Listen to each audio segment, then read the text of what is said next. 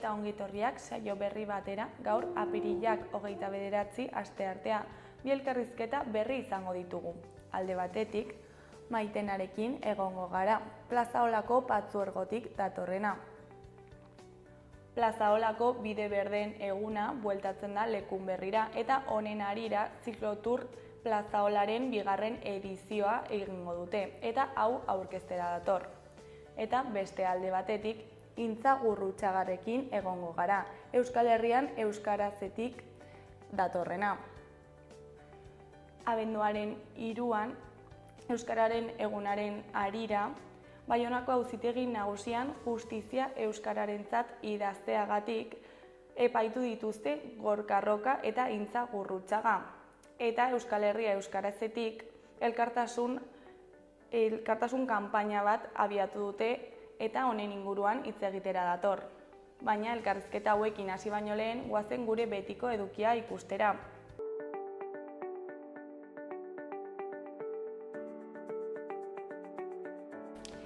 Goazen orain gaurko efemerideak ikustera. Gaurko egun batean, 1945ko apirilaren 29an, soldadu estatuatuarrek Dachauko kontzentrazio esparrua askatu zuten, Munich ondoan. Naziek eraikitako lehen kontzentrazio esparrua izan zen. 1933ko martxoan ireki zuten, botere osoa emango zien dekretua onartu eta berehala. Kartzeletan gainezka zituzten preso politikoak sartzeko sortu zuten, baina berehala judu, ijito, homosexual eta beste eraman zituztenara. 200.000 preso izan zituzten guztira eta horietatik 41.500 hil zituzten. Urte batzuk geroago, 1975ko apirilaren 29an, AEBek Vietnamgo bere enbaxada ebakuatu behar izan zuen, gerra galdu berritan. Ez zituzten ordea haiekin kolaboratu zuten ia 1.000.000 vietnamdar ere ebakuatu. Agindu zuten berehala eta askok ahal izan zuten moduan egin zuten ihes. Egun berean baina 1982an, Los Angeles hirian arrazakeriaren aurkako istiluak hasi ziren. Rodney King izeneko taxi gidari beltz bat jipoitzeagatik epaitu zituzten 4 polizia absolbitu zituzten. Jipoia bideoan grabatua zegoen eta eskandalua eragin zuen. Epaimahaiko ia kide guztiak zuriak ziren. Ordu gutxira milaka afroamerikar eta latinoamerikar kalera irten ziren poliziaren arrazakeriaren aurka. Eta bukatzeko 2003ko apirilaren 29an Udalbiltzako 8 kide atxilotu eta haren egoitzak ixteko agindu zuen Baltasar Garzón epaileak. Sumarioan 22 lagun auzipetu zituzten, dena da eta doktrinapean. Haietarik 19 udal hautetsiak eta 3 Udalbiltzako langileak. 2011an guztiak absolbitu zituen Espainiako Auzitegi Nazionalak.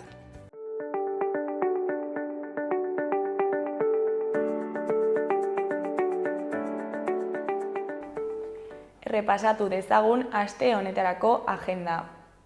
Apirilaren 29an, asteartea, apirila biribila izeneko ipuin kontaketa egongo da Maitane Perezen eskutik.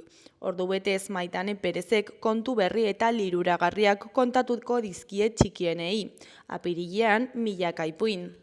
Asteartean baita ere arratsaldeko 7:00 egile berriendako literatur lehiaketa 2024 izeneko liburuaren aurkezpena egongo da. Parte hartzaileak aurtengo saridunak eta usuerrei aurkezlea izango dira. Literatura gazte eta berritzaileari bidea emateko antolatzen den egile berriendako literatur lehiaketaren aurtengo emaitzak aurkeztuko dira. Saritutako lanak ezagutzeko aukera izango da eta usuerreik aurkezpen dinamiko bat eskainiko du. Belaunaldi berrien sormen literarioa ezagutzeko parada paregabea izango da. Ostiralean, maiatzak 2, klandestinak zikloaren baitan langileak ibilbidea izango da 7. saioa. Emakumeek langile mugimenduan duten parte hartzea izango du ardatz. Santiago plazatik abiatu eta teatrolarin amaituko da. Ane Diez eta ure historialariak gidatuko du eta Maia Ansa eta Garazi San Martin Bojek egingo dute proposamen estetikoa, memoria estenikoa ikuskizunaren zin.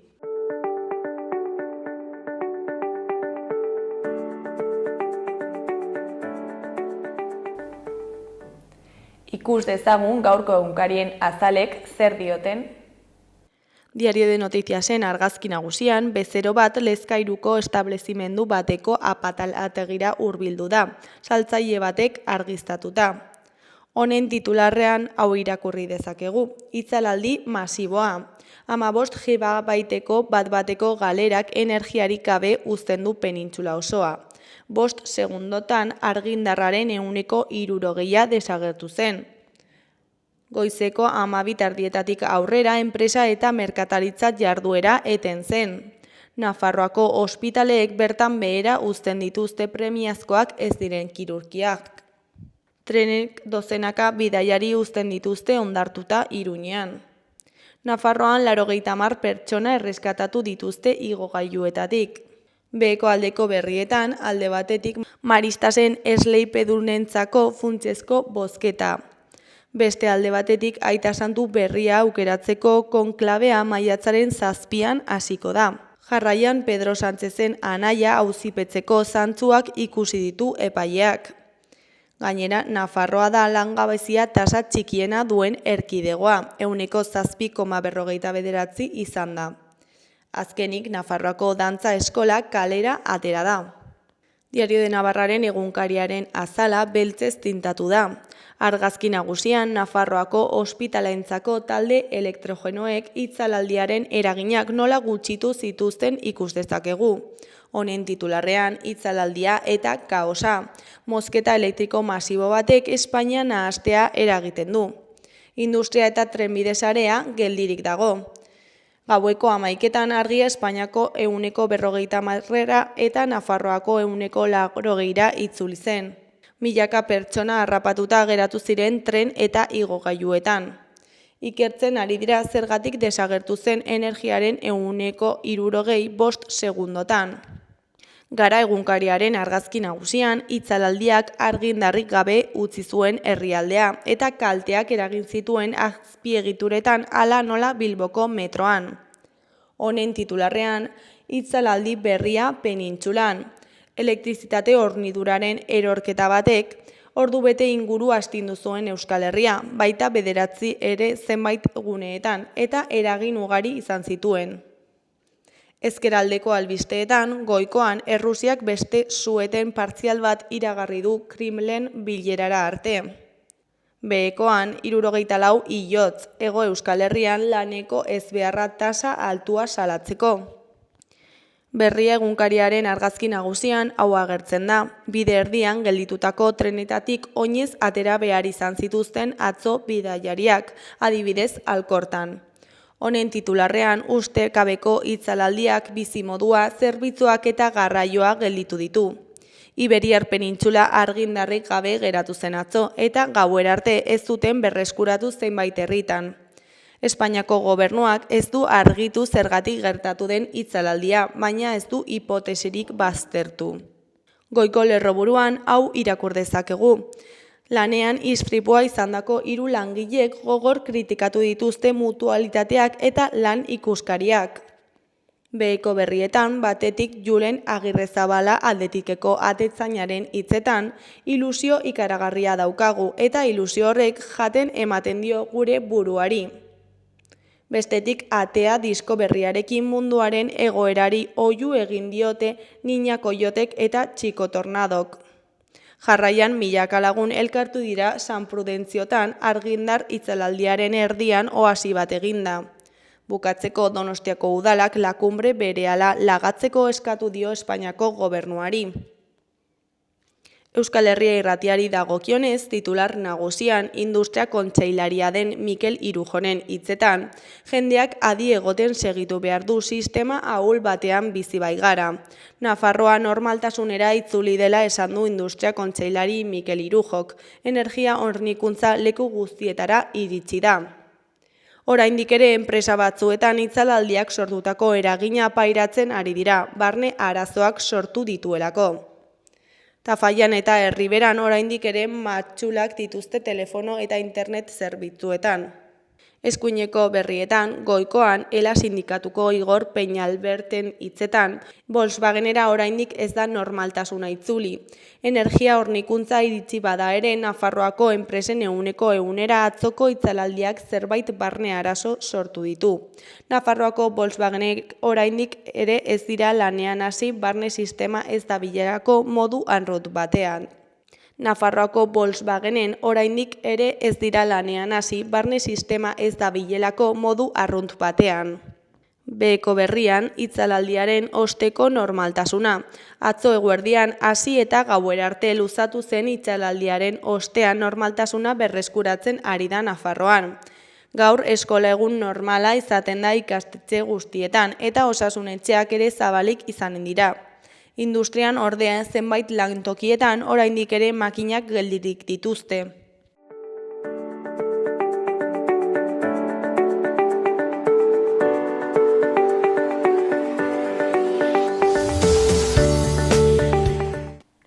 Kaixo, lehen aipatu egun bezala, orain Plaza Olako Patzuergotik Maitenarekin gaude, zer moduz? Ongi. Bueno, Lekunberrira bide berden eguna bueltatzen da, ezta? Eta honen arira, Ziklotur Plaza Olaren bigarren edizioa baita ere. Bai. Baina, horrekin sartu baino lehen, kontatu guzu pixkat zer den bide berden eguna. Bai, justu urte honetan, 25 urte betetzen die, bide berden eguna ospatzen diela. Kasu honetan, estatu mailan egiten den egun bat da, eta ospatzen da gehien bat, naturbide, bide berdeak bisibilitatea emateko, ezagutzera ematea zan helburu nagusiena ere garaian.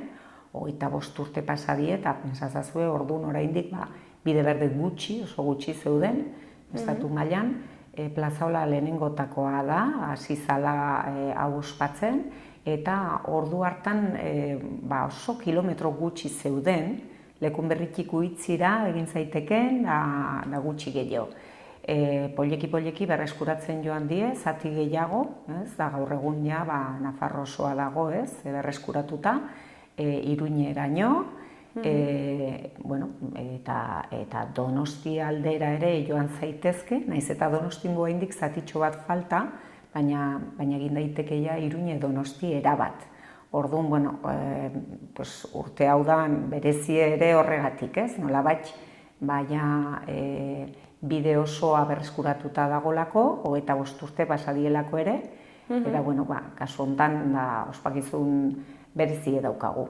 Eta nolakoa izan da bilakaera 25 urte hauetan, zer egiten da egun berde hauetan? Bai, egun horietan festa egun bada, egiten die martxa desberdinak, normalean paseoak bai oinez, bai bizikletaz, gero eta gehiago bizikletak hartu du indar gehiago, hasieran kilometro gutxi zienez, gehienak paseoak izeten ziren, familiarrak eta bisita gidatuak eta alakoak, eta poliki hori haunditzen zati gehiago izatean, kilometro gehiago ere, eta publiko desberdina ere, etortzen da. Gero, geltokiaren inguruan, Lekunberrin, urte honetan batez ere, artisauak jartzen die, aktibidadeak, dinamizatzaileak pixka bat animatzen ere, nolabait antzerkitxo batzekin, eta urteetan egin die hainbat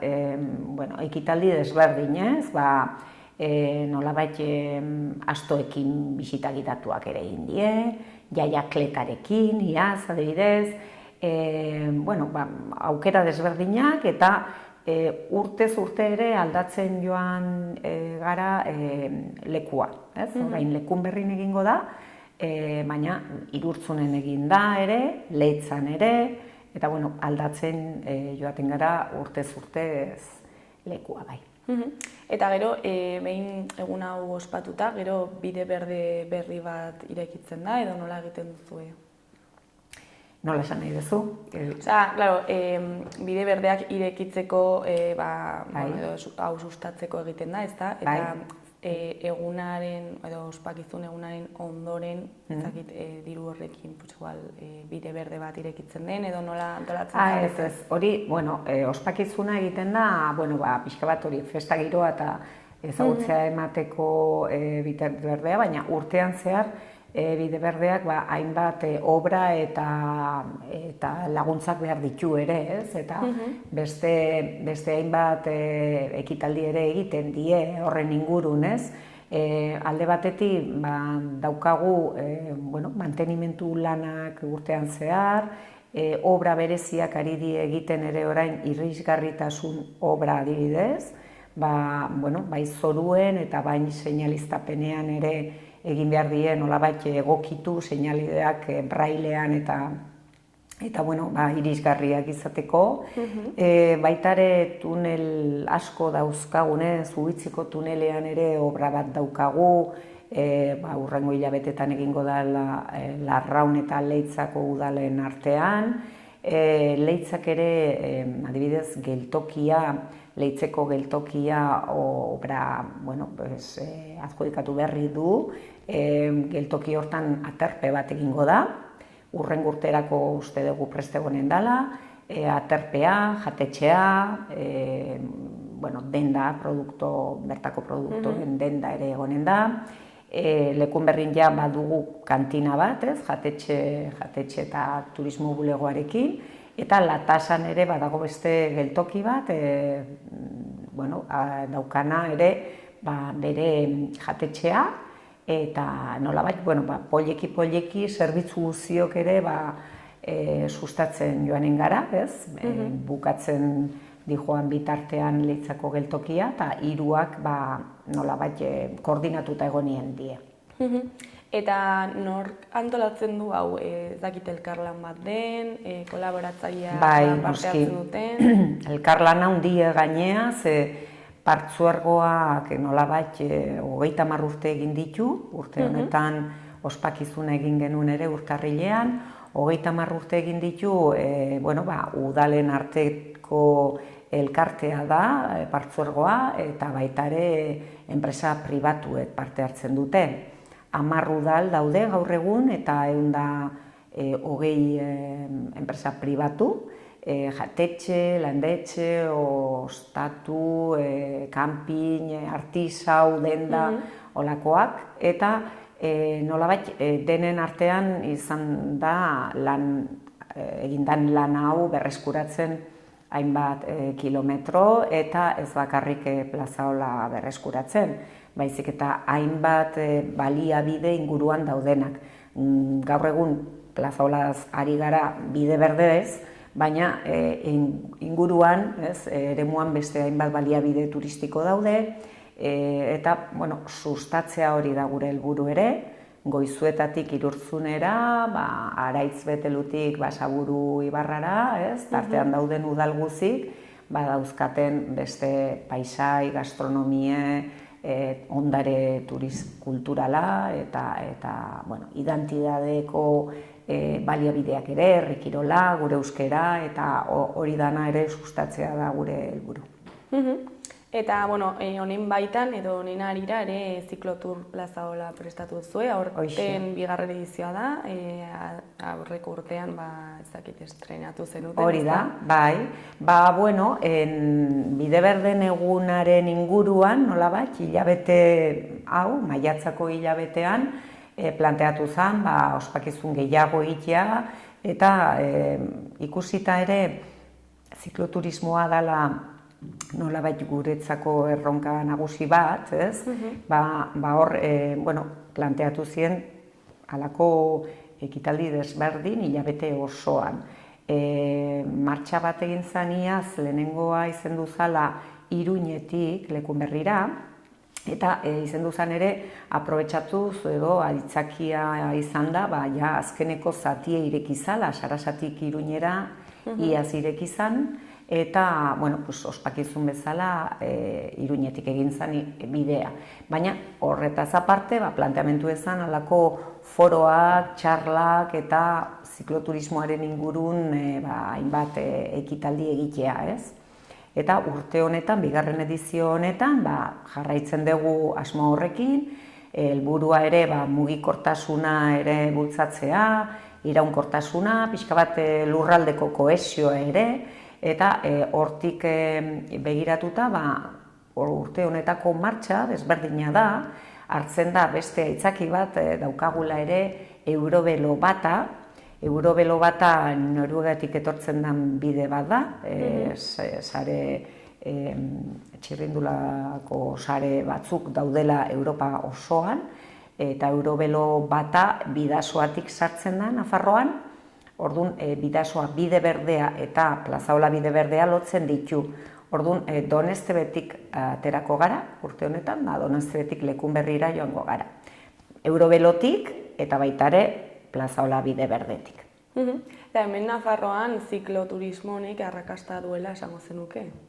Bai, ikusten dugu urtez urte handitzen doala, eta gainean nabaritzen da asko, errepidetan ikusten da baita ere, baina demanda hori dagoela, bizikleta gero eta gehiago eskatzen da, enpresak ere gehiago eta gehiago daude alokairu enpresak, bai bizikleta arruntak, bai elektrikoak, nabaritzen dugu ere, behar hori daukagula bai aisialdirako eta baita ere eguneko mugikortasunerako, hiritan ere nabaritzen da, gero eta gehiago, mugitzen garela bizikletaz, eta nolabait guk ikusten duguna ere da atzerriko jendea etortzen zaigula, eta iparraldetik batez ere ohitura gehiago daukatenez zikloturismoa egiten dutela dela, turismo alforjas deitzen den hori, ezta?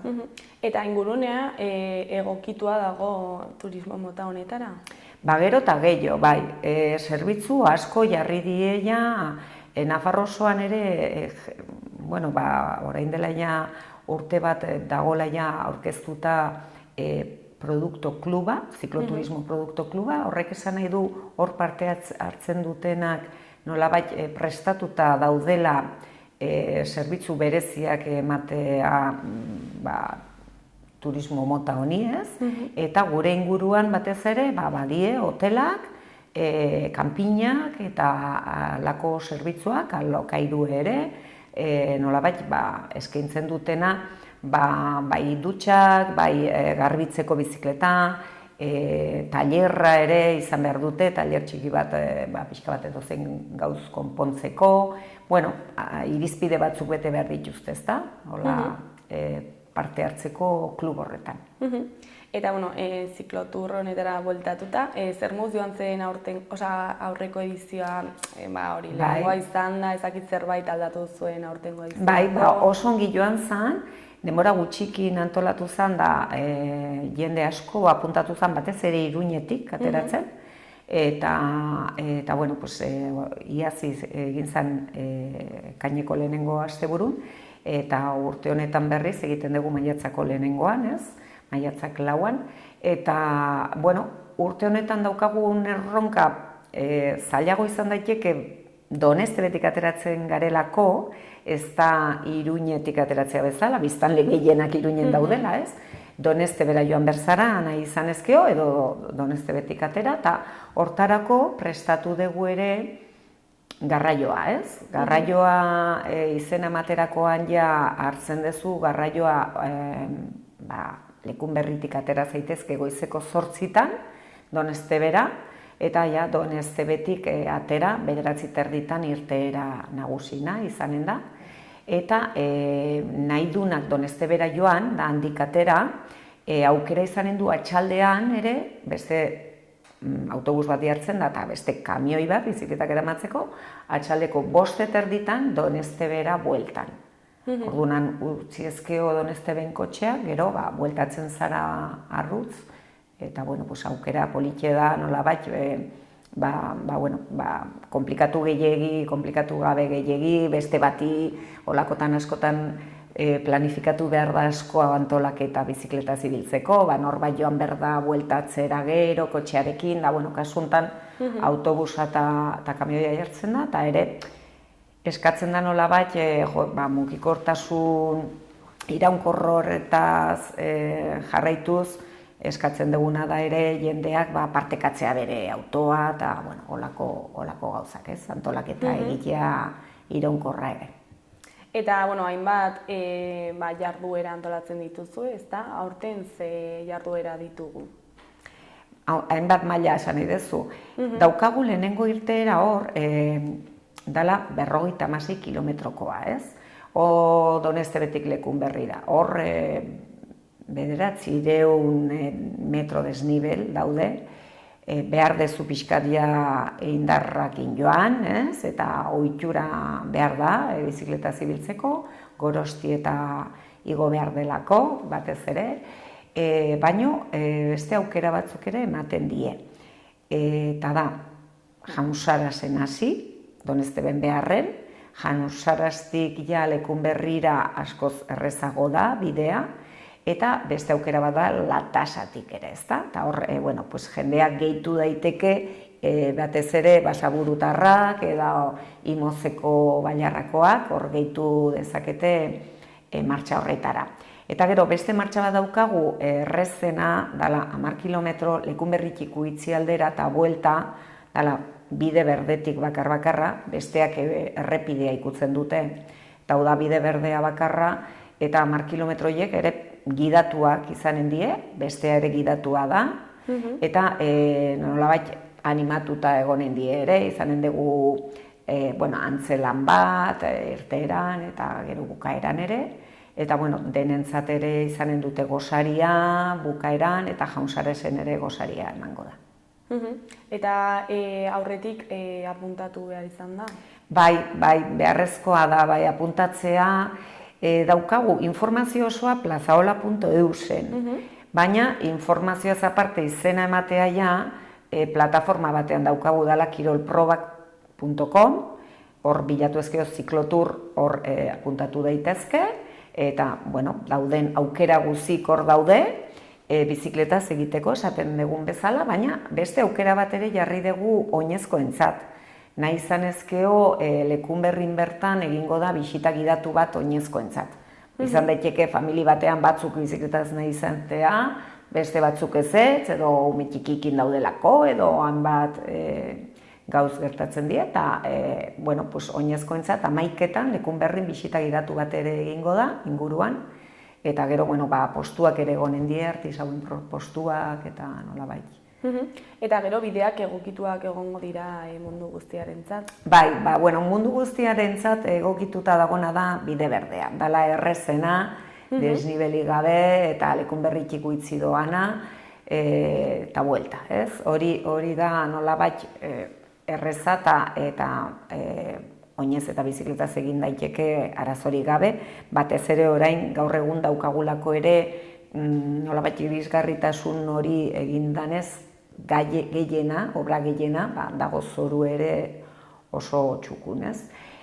Baina hortaz aparte, Donestebetik ateratzeko 56 kilometroietako martxa hortan ja bai behar dezula ohitura pixka bat, ez da edozeinentzat. Eta egun osoko jarduera izango da?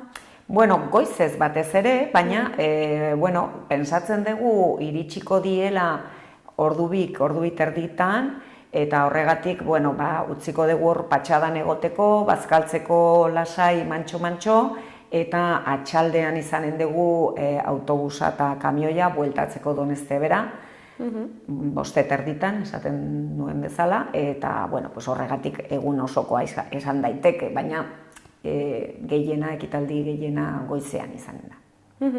Eta zer da egun honetaz espero duzuena? Espero dugu alde batetik ezagutza gehiago ematea batez ere Eurobelo zati horri, bide berdea gehiago ezagutzen da, baina kasu honetan hori ere iruditzen zaigu oso interesgarria, lotura daukagulako ere Bidasoa aldearekin, eta Bidasoatik ere jende animatu gure aldera etortzera. Hori alde batetik, eta bestetik Iruñarrak ere, eta inguruko biztanleak ere, nolabait, ezagutzea emateko ere animatzea, ez, nahiko genuke.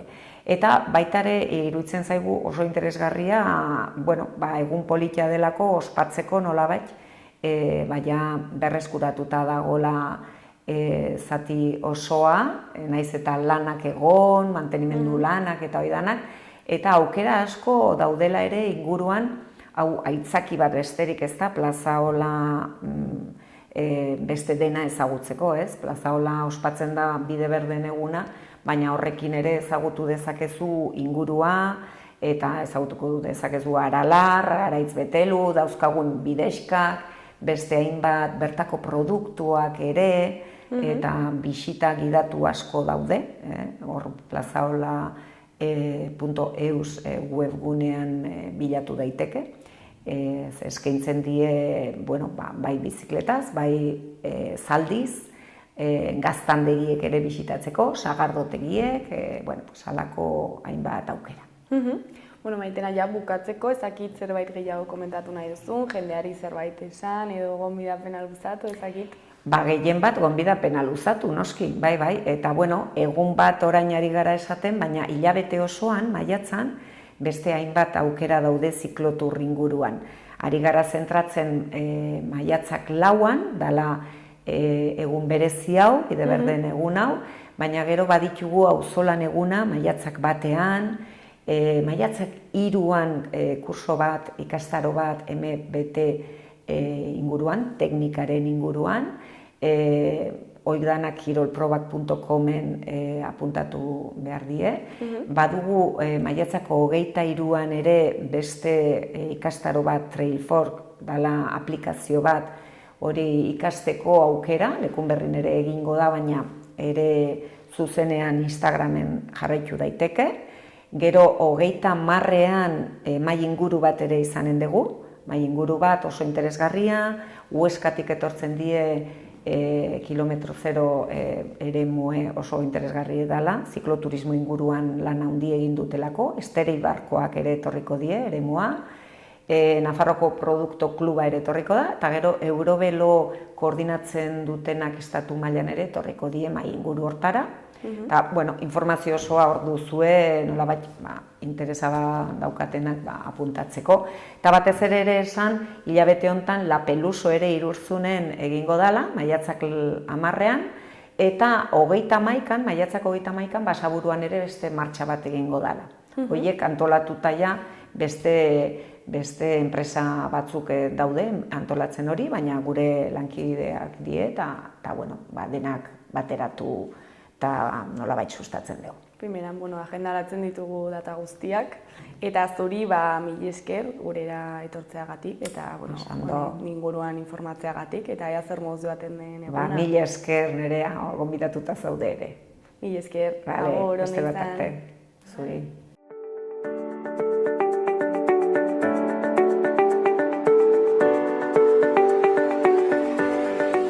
Gaurko eta biharko eguraldiaren iragarpena ikusiko dugu orain.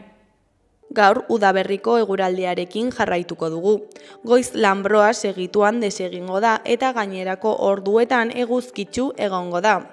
Hego-ekialdeko haizea astelenean baino zertxobait arroago ibiliko da eta brisaren sarrera oztopatuko du. Ondorioz, temperatura gehiago igoko da itsasertzean. Temperatura maksimoak 25 gradu ingurukoak edo altuagoak izango dira Kantauri isurialdean.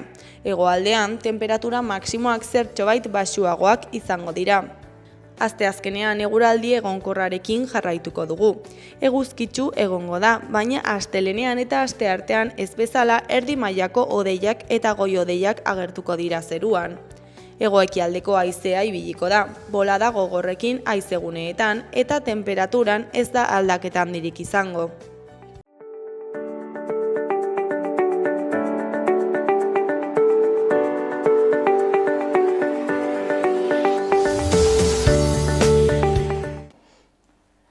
Kaixo, lehen aipatu dugun bezala, orain Intza Gurrutxagarekin gaude. Kaixo, zer moduz? Kaixo, egunon, ongi.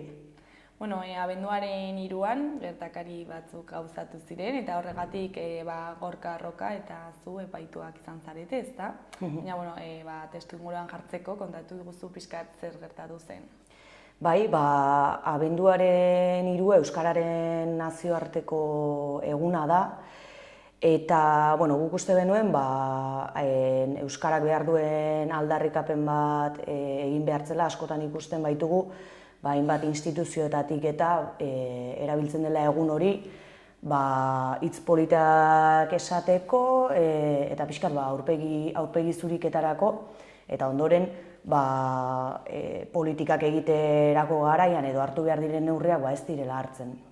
Eta ikusten genuen aldarrikapen zuzen bat eta ekintza zuzen bat egitea baloratu genuen, eta beraz egun horretan Baionako Justizia Jauregiko estalpera igo eta justizia euskararentzat aldarrikatu genuen, nolabait salatzeko gaur egun euskaldunok jasaten dugun zapalkuntza, eta nolabait azken aldian batez ere Hego Euskal Herrian epaitegietatik eta datorren oldarraldi hori zuzenean salatzeko epaitegi batean.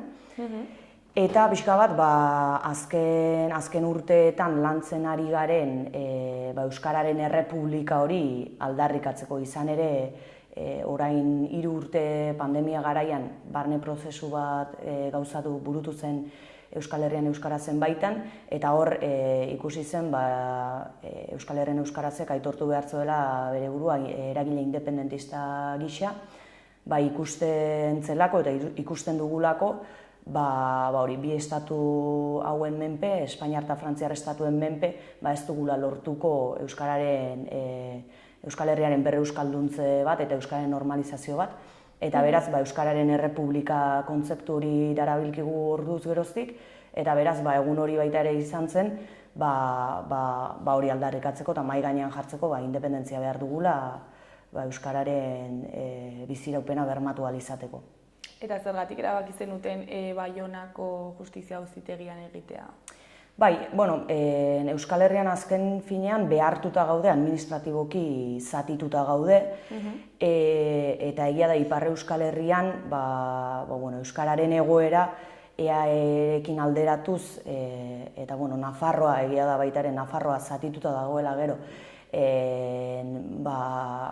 badelako ofizialtasunari dagokionez eta gero bakoitzaren errealitate linguistikoari dagokionez ere baina Ipar Euskal Herrian euskararen egoera baita ere oso zapalduta dago, eta oso ez dago osasun beteko egoeran, ez da gertuago ere, eta erabaki genduen bertan egitea nolabait baita ere bertan egoera, euskararen egoera oso txarra delako, eta baita ere nazio ikuspegi hori indartzeko. Azken finean, Euskal Herriaren osotasunean aritzen da Euskal Herrian euskaraz, eta kidetako bat, ekintza gauzatu zuen kidetako bat, Gorka Torre izan zen, bera Nafarroa bereakoa da, Behorlegikoa zehazki, eta ni hegoaldekoa eta Euskal Autonomia Erkidegokoa, Gipuzkoakoa. Eta beraz, ekintza horren bitartez baita ere nahi genuen nazio ikuspegi hori indartu eta erdigunean jarri. Eta erakundeen aldetik ikusten duzue ezberdintasuna Iparra eta Hegoaldearen aldetik? Bai, zeharo desberdina da, eta Hegoaldean ere bereiziko nituzke Euskal Autonomia Erkidegoa eta Nafarroa ere oso desberdina da, eta Ipar Euskal Herrian zer esanik ez. Eta hor bere biziko garrantzia du ofizialtasunak, eta Nafarroan, hiru eremutan zatituta dago Nafarroa, eremu mistoan eta eremu erdaldunean, beraiek deitzen dietenean, ez da ofiziala, eta Ipar Euskal Herrian berdina pasatzen da. Eta beraz, erakundetatik, administrazio publikoan eta hor guztian, euskara ez da beharrezkoa, eta erakundetatik ez daude beharrezko neurriak bertako herritarren hizkuntza eskubideak errespetatu ahal izateko. Eta egunerokoan zer eragin izan dezake honek? edo ze eragin dauka honek?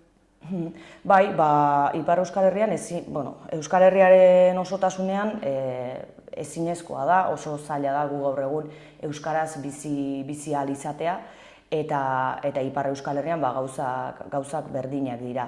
Hezkuntzari dagokionez, ikusten duguan euskaraz ikasteko zailtasun handiak daude, eta adibideetako bat da baita ere azterketak ezin dituztela euskaraz pasa, eta hor, etxepareko ikasleek, irakasleek eta gurasoek borroka bat duela urte luzetatik borrokan ari dira, azterketa horiek euskaraz pasa ahal izateko, eta epaitegian bertan berdina pasa zitzaigun, ezin izan genuen euskaraz deklaratu, beraz, neurri administratiboki neurri horiek edo politikoki neurri horiek ez badira hartzen, euskararen beharrezkotasun hori espaldin bada exigitzen, azkenean gertatzen dena da, lehen aipatutakoa ezin dugula euskaraz bizi, eta joaten garen edozein lekutan ukatzen zaigula euskaraz aritzea. Eta Euskaldunon eskubidei dagokionez, ezakit bilakaera bat nabaritu izan da azken urteetan, okerrera, hobera, ezakit nola dago kontua? Bai, egia da, 50ko hamarkadatik eta 60ko hamarkadatik, hor euskaltzaleek egindako borroka ikaragarriari esker, gaur egun gauden lekuan. Momentu hartan piztu ez balitz su hori, gaur egun ez ginateke gu hemen euskaraz arituko. Beraz, borrokari esker lortu dira eskubide ugari eta lortu da euskararen biziraupena.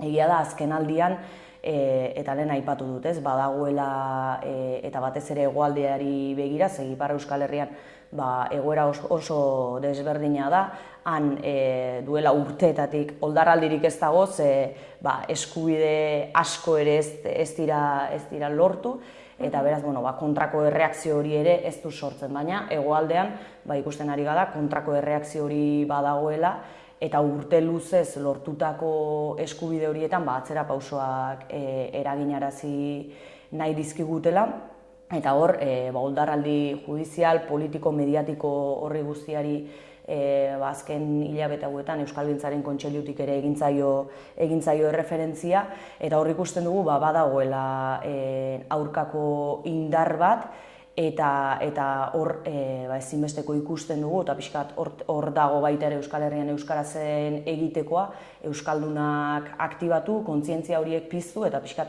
jasaten dugun zapalkuntza hau salatu, eta hori gainditzeko indarraldi bat abiatzea ezinbestekoa dela.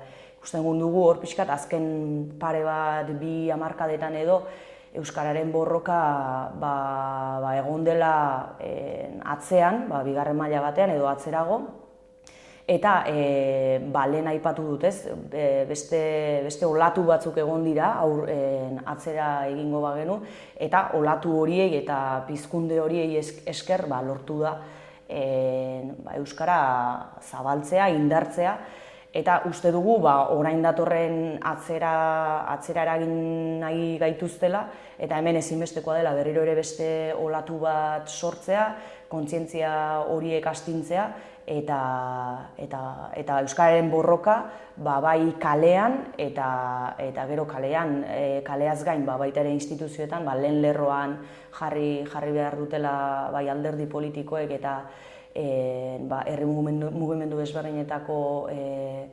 herri mugimendu desberdinek ere azken finean identifikatuz euskara ere beste egiturazko zapalkuntza bat dela, eta hori gainditzeko ahalegin horretan azken finean egitura horren eraldaketa bat proposatzen dela euskararen borrokarekin, eta euskararen borroka horren bitartez beraz baita ere beste zapalkuntza batzuei aurre egiteko bide izan daitekeela.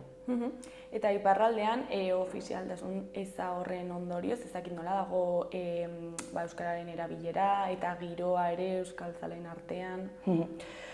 Egia da, aipatutako muga horiek guztiekin, erabilera ere oso baxua dela Ipar Euskal Herrian, baina badaude, lehen aipatu dudan modura, badaude borrokak, ikastoletan ikasle ugari dabiltza, azterketak euskarazen ere mugimendu indartsu badago, eta beraz, dagoena da ahulago, eta jarraitu behar da hor lanean, eta uste dugu guk abiatu dugun moduko borroka horien bitartez lortu genezakela aktibazio hori, eta uste dugu hortik etorriko dela, ez? Garrantzitsua dela herritarro kontzientzia hori hartzea eta euskararen borroka horretara batzea, gero exigitzeko benetan behar ditugun lege batzuk, ikusten baitugu gaur egungo legediarekin Ipar Euskal Herrian eta Euskal Herri osoan gure eskubideak ez direla inondik inora bermatzen, eta beraz hori behar ditugula lege berriak behar dugula, eta guk defendatzen duguna independentziaren bitartez lortuko dugula hori behar ditugun benetazko lege horiek euskerak defentsa hori izan dezan eta gure hizkuntza eskubide horiek bermatu daitezen. Eta iparraldean errepresio hori bortitzagoa dela esango zenuke? Egia da, gure kasuan epaiketa bat izan dugula, eta espero baino hobeto atera dela, espero genuena baino zigor eta isun baxuagoak izan ditugula. Baina egia da, azken finean lehen aipatu dudan modura, ofizial ez izateak, zapalkuntza hori legitimatzen duela modu oso natural batean. Eta esate baterako, hori epaiketan guk euskaraz deklaratu ezin izatea, Euskal Autonomia Erkidegoan esaterako ofiziala izanik, eskubide hori legez aitortuta daukagu, beraz, hor ikusten da desberdintasun hori alde baten eta bestearen artean. Eta, nola izan dira gertaeraren ondorengo hilabeteak, nola izan zen epaiketa? Aipatu modura, abenduaren 3an egin genuen ekintza, eta urtarrilean izan genuen Euskal Herrian euskarazen baitan komunitateko bilkurak egiten ditugu 4 hilabetean behin, eta hor planteatu zen ea testu inguru honetan jakinik epaiketa bat izango genuela apirilaren 11an, zer egingo genuen pixkat horri begira. Aukera desberdinak zeuden eta erabaki zen manifestazio nazional bat deitzea, eta pixkat testu inguru hau probestea Euskaldunon zapalkuntza hau salatzeko, eta ez soilik epaiketari begira, eta kasu honetan EH-ko bi kide hori elkartasuna adierazteko horretarako ere bai, baina nahi genuena da, abenduan 3an aldarrikatu genuen justizia euskararentzat hori edukiz bete eta pixkat hori aldarrikatu.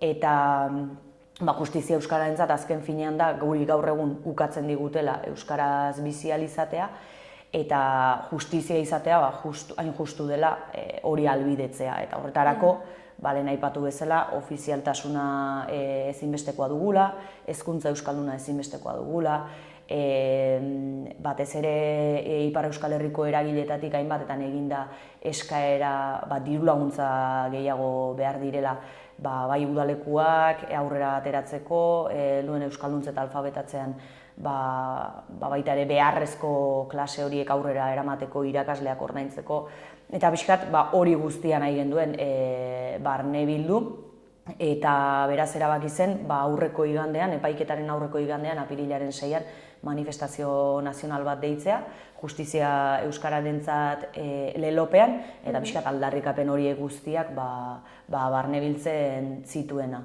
Eta apirilaren 6an Baionan egintze manifestazio hura, eta egia esan oso gustora geratu ginen bai prozesuarekin, azken finean manifestazioa bitarteko hilabete horietan tokatu zitzaigulako eragile askorekin egotea, eta pixkat eragile guztiekin horiekin euskara izatea bilera horietako ardatza eta pixkat beraiei azaltzea eta partekatzea batez ere, gure kezka, gure aldarrikapenak, eta beraz prozesu hori baita ere oso interesgarria eta aberatsa izan zen.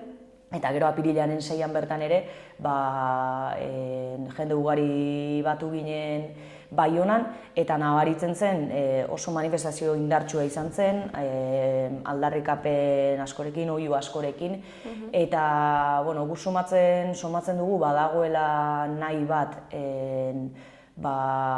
berriro ere euskararen borrokan urrats batzuk emateko, ikusten dela eta nabari dela haserre bat baita ere, lehen aipatu duan bezala, azken urtetan lortutako eskubide horietan kendu nahi dizkigutelako, eta beraz giro polita eta indartsua sortu zen, eta guk behintzat balorazio positiboa egin genuen horrena, eta gero azken urratsa izan zen 11ko epaiketa, eta azkenean 6ko manifestazio horrek baita ere ematen dizu indar bat, ezinbestekoa baita olako borroketan, edozein borroketan, ez?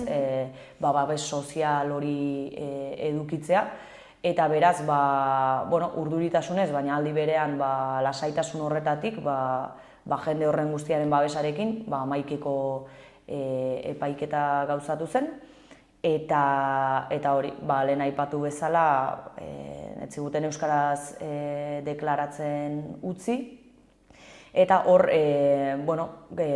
izan zen pixkat nire argudiak eta ni Euskal Autonomia Erkidegoko herritar izanik eta bertan euskara ofiziala izanik, banuela bertako administrazioan euskaraz aritzeko eskubidea, eta beraz, baita ere Euskal Herriaren parte izanik, Baiona eta Ipar Euskal Herria, bertako berezko hizkuntza euskara izanik, nik euskaraz deklaratu nahi nuela, eta epaileak esan zidan, beraiek Euskal Autonomia Erkidegoan 2 hizkuntza direla ofizialak, euskarazko itzultzailerik ez zutela, eta beraz, erderaz, gaztelerazko itzultzailea jarri zidatela, eta gazteleraz deklaratu beharko nuela. Eta, hor, kuriosoa da, edo, beraiek alko lukete, edonork, epaiketan bertan zegoen edonork alko luke itzultzaile lanak egin, zin egingo balu egia esango duela, edonork alko luke egin. Eta hori ere aipatu genion epaileari, baina, berak esan zigun ez.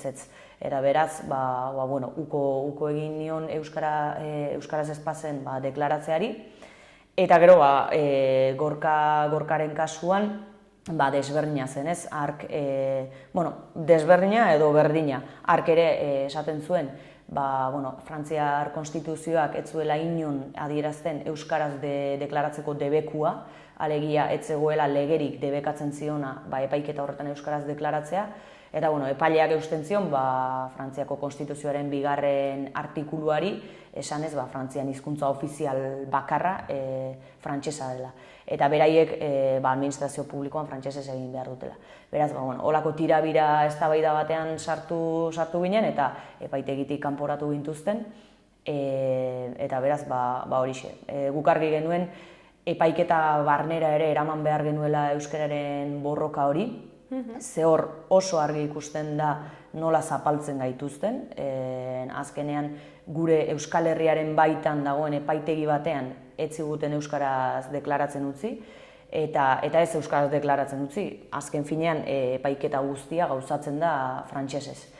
Eta hori mahai gainean jartzea eta hori ikusaraztea uste dugu garrantzitsua dela, argi ikusten delako zapalkuntza hori han bertan. Eta gero ere Euskal Herrian euskarazetik elkartasun kanpaina bat abiatu duzu, ezta? Izuna ordaintzeko edo ordain altzateko. Bai, hori da. Hor jarri digute niri 500 euroko izuna, baino atzerapenarekin. Alegia, beste horrelako delitu bat egingo banuke, orduan ordaindu beharko nuke izun hori, eta gorkari 1000 euroko izuna. Horrez gain, epaiketakoa ditu bere kostu batzuk, eta beraz, bai, horrelako elkartasun kanpaina bat jarri dugu martxan, epaiketa kostu horiei guztiei aurre egiteko. Eta zer museo kanpaina, nola funtzionatzen du, ezakit, igual jendeari interesatzen baldin bazaio bertan parte hartzea, nola egin behar da? Bai, Euskal Herrian Euskaratzen webgunean, badaukagu, sortu genuen nolako karteltxo bat, eta transferentzia bidez, banku kontu korronte bidez, egin liteke diru ekarpena, bertan dago zenbakia bera, kontu korrontekoa. Eta ia esan, orain arte ondo doa, martxa politan doa, eta egia da azken finean, izuna ere ez dela izugarria, beraz, ekarpen oro izango direla ongietorriak, epaiketa kostuei aurre egiteko ez ezik, aurrerago ere bestelako kanpaina, Euskaren aldeko bestelako kanpainetan jarraitzeko, azken finean, borroka honekin aurrera jarraitzeko ezinbestekoa delako baita ere dirua, eta beraz, jendea animatu ekarpenak egitera, eta horrez gain, bazkide izateko aukera ere badagoela Euskal Herrian Euskaratzen, bazkidetza desberdina daude, bakoitzaren almenetara egokitzeko helburuarekin, eta beraz, hori baita ere webgunetik egin daiteke. Eta izuna ordaintzeko epe zehatz bat badago? Egia da, oraindik ez zaigula iritsi jakinarazpenik, beraz, ez dakigu momentuz data horien berri ez daukagu. Suposatzen du laster iritsiko zaigula jakinarazpenen bat, eta hor zehaztuta egongo dela hori guztia, baina momentuz ez dakigu. Eta etorkizuna nola ikusten duzu Euskarari dagokionez, Euskararen egoerari dagokionez? Lehen aipatu du, ez? Oldarraldi bat badagoela, eta pixka bat aurreko abenduaren 7an Duraungon egin genuen manifestazio bat, Euskaraz bizitzeko Euskararen Errepublika lelopean, eta horra aipatze genuen Euskaldunon aurkako oldarraldi hau kokatze genuela oldarraldi zabalago baten baitan. Non, azkenalean ikusten dugu, ez? Eskuin muturra eta faxismoa indartzen dabiltzala, eta eskubide sozial askotan atzera pausoak ekar ditzakela edo eragin litez ditzaketela erreakzio atzerako horrekin guztiarekin. Eta pixka bat guk hizkuntzan ematen den atzera pauso hori ere txapel orokor horren baitan kokatzen dugu. Beraz, egia da testuingurua, Euskaldunontzat inoiz ez da erreza izan testuingurua, eta gaur egun ere ez da erreza daukagun mundua, alde batetik badaukagulako erasoaldi zuzen bat, eta gero bizi garelako gero eta mundu globalizatuago batean, gero eta mundu homogeneoago batean, eta hor hizkuntza gutxituak benetan testuingurua zaila da. Hor UNESCOk eginda dauka aurre ikuspen bat, eta epe oso laburrean hizkuntza gutxitu pila bat desagertzeko arriskua dago. Beraz, testuinguruak eskatzen duena da, nahi aipatu dudan ildotik, instituzioei politika askoz zorrotzago eta ausartago batzuk egitea. Gaur egun Euskara ez dago lehentasunen artean, eta urrats hori eman behar da, ezinbestekoa da politikan Euskarak ezinbesteko ditu lehen aipatu bezala politika, normalizazio prozesurako politika zuzen batzuk, eta gero hori instituzioei begira eta gero herriari begira lehen aipatu dudana, ez? Garrantzitsua da kontzientzia, lehen aipatu dudan testuinguru guzti horren kontzientzia hartzea, ohartzea euskaraz bizitzea debekatzen zaigula, eta horren aurrean, ezinbestekoa dela guretzako ere euskararen borrokari heltzea, eta pixka bat exigitzea eta ukatzen zaizkigun eskubide guzti horiek aldarrikatzea. Eta beraz, bi ildo horietan eragitea izango da garrantzitsua eta ezinbestekoa, eta beraz, aurrera begira gure helburua hori da, ez? Pixkat lehen aipatu dudan ildotik, pedagogia euskaltzale eta independentista hori eginez, zapalkuntza horretaz ohartzea euskaldun guztiok, eta horren aurrean aktibatu eta eragiten hastea. Bueno, intzaia bukatzeko, ez dakit zerbait gehiago komentatu nahi duzun, jendeari zerbait esan? Bai, jendeari esan, batzeko euskararen borrokara. Askotan egia da bakarri gaudenean horrelako euskaldun izatea zaila dela, eta bakarri gaudenean askotan etsipenera edo negatibotasun horretatik dana galdutza ikuste dugula, eta gu beti diogu, ez? Dana daukagula irabazteko, asko dagoela egiteko, eta pixkanaka egingo ditugula urratsak. Uste dugu garrantzitsua dela helburu konkretu batzuk jartzea, eta askotan inguruan eragitea, eta eragin bakoitza edo lortzen dugun urrats bakoitzarekin ari garela eragiten, euskararen borrokan aurrera pauso batzuk ematen, eta beraz tokian toki borroka konkretu batzuk piztuz gutariko bakoitzak asko egin dezakegula, eta nik uste dut horren kontzientzia hartzea gutariko bakoitzak garrantzitsua dela, eta gero pixkat individualetik kolektiborako jauzi hori ematea. Eta horretarako EHek Euskal Herrian Euskarazek eman dezake inguru hori, komunitate hori, urrats horiek norbanako gisa emateaz gain kolektiboki ere eman alizateko, eta borroka hori askoz ere eramangarriagoa eta eraginkorragoa izateko. Beraz, nire hausnarketa edo zabaldu nahiko duken mezua hori da, ez? Etsipen horretatik animatu ekintzara, gauza lortu ditzakegula, gutariko bakoitzak egin dezaken apur horrek euskaren borrokari izugarrizko ekarpena egiten diola, eta beraz hori batzeko euskaren borrokara. Bueno, zuri eskerrak eman, gurekin hitz egiteko tartetxo bat ateratzeagatik, eta ea zer moduz joaten den hemendik aurrera, euskararen egoera. Mila esker zuei.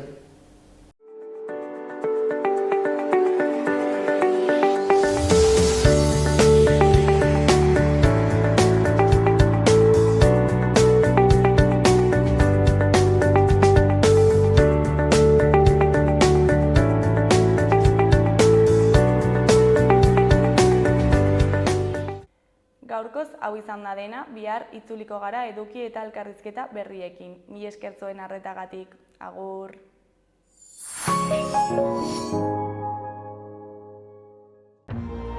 Gobierno de Navarra. Nafarroako gobernua.